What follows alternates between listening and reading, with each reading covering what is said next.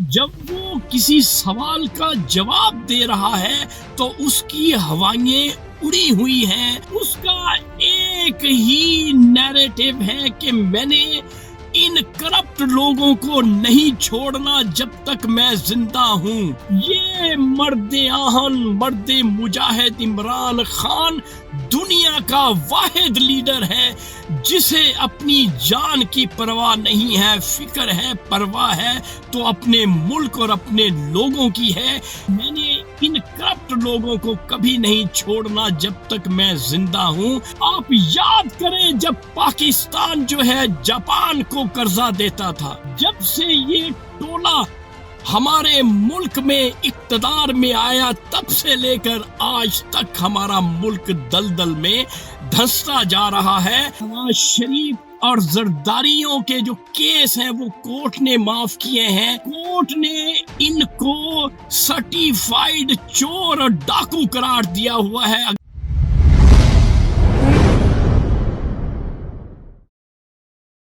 السلام علیکم معزز خواتین و حضرات، میں ہوں آپ کا ہوسٹ ارشد شاہین. میں اپنے معزز ناظرین کو اپنے یوٹیوب چینل سچی گل میں خوش آمدید کہتا ہوں.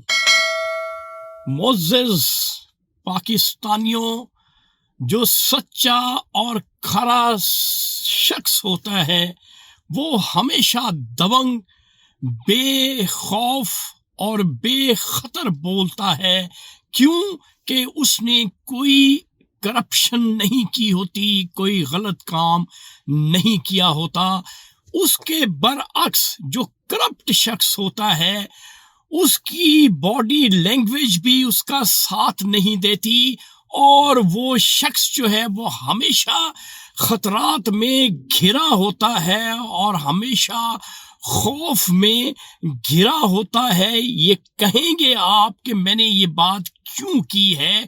اس وقت میرے پاس ایک ویڈیو کلپ ہے جو کہ میاں نواز شریف سے اس ویڈیو کلپ کا تعلق ہے، اور دوسری طرف ہمارے جو قائد، جو پابند سلاسل ہیں عمران خان، ان کی ایک وائس ہے. یہ ویڈیو میں چاہوں گا کہ آپ ملاحظہ کر لیں، اس کے بعد میں آپ سے ہم کلام ہوتا ہوں.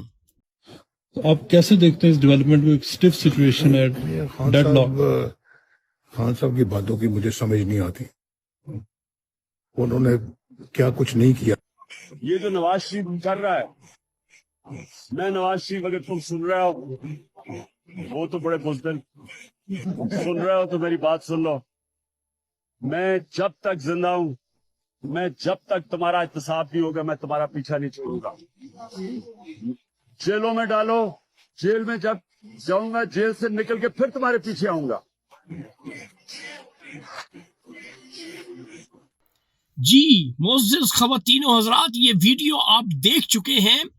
اب آپ نواز شریف کے ایکسپریشن، باڈی لینگویج آپ دیکھ سکتے ہیں کہ جب وہ کسی سوال کا جواب دے رہا ہے تو اس کی ہوائیں اڑی ہوئی ہیں، اور ساتھ یہ بھی کہتا ہے کہ عمران خان نے ٹھیک نہیں کیا.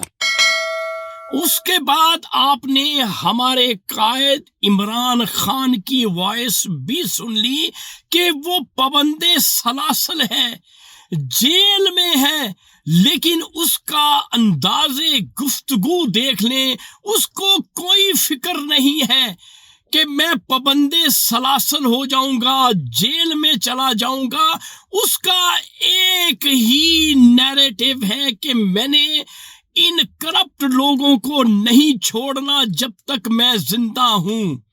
ناظرین، کوئی شخص دنیا میں ایسا نہیں ہے جس کو اپنی جان پیاری نہ ہو. اپنی جان بچانے کے لیے ہر شخص حد الوسع ہر ممکن کوشش کرتا ہے.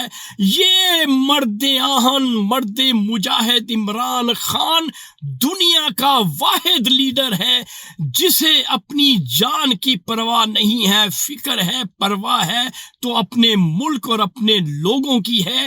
اس لیے ہمیشہ عمران خان یہ کہتا ہے کہ میں نے ان کرپٹ لوگوں کو کبھی نہیں چھوڑنا جب تک میں زندہ ہوں. تو ناظرین یہ حقیقت ہے, ان لوگوں نے ہمارے ملک کو ایسی دلدل میں دھکیل دیا ہے, کبھی بھی ہمارا ملک ایسا نہیں تھا. آپ سب کو پتا ہے 1960 آپ یاد کریں جب پاکستان جو ہے جاپان کو قرضہ دیتا تھا, ساؤتھ کوریا کو ایک 5 ایئرز کا پلان بنا کے دیا تھا, جرمنی کو قرضہ دیا تھا. انڈیا ہم سے بہت پیچھے تھا, انڈیا کی کوئی حیثیت نہیں تھی. جب سے یہ ٹولہ ہمارے ملک میں اقتدار میں آیا تب سے لے کر آج تک ہمارا ملک دلدل میں دھنستا جا رہا ہے. اور کہنے والے یہ بھی کہتے ہیں کہ نواز شریف اور زرداریوں کے جو کیس ہیں وہ کورٹ نے معاف کیے ہیں, اس لیے وہ نردوش ہیں. میرے پاکستانیوں, کورٹ نے ان کو سرٹیفائیڈ چور اور ڈاکو قرار دیا ہوا ہے. اگر کیسز معاف ہوئے ہیں تو وہ ہمارا جو موجودہ آرمی چیف ہے اس نے کیا ہے. کیوں کہ ایک ریٹائر شخص کو جب آپ اس کے عہدے پہ بحال کر دیں گے اور اتنے بڑے عہدے پہ فائز کر دیں گے تو آپ اس سے جو چاہیں کروا سکتے ہیں. یہی ہمارے ملک کے ساتھ ہوا. جس طرح سے ایک موت کا شکار ہوتا ہوا شخص اگر زندگی اسے مل جائے تو آپ اندازہ کر لیں اس کی کیفیت کیا ہوتی ہے. یہ جو ریٹائر شخص آرمی چیف بنا ہوا ہے اس نے کیسز معاف کیے اور ان کو اقتدار میں لے کے آیا اور عمران خان کو پابند سلاسل کیا.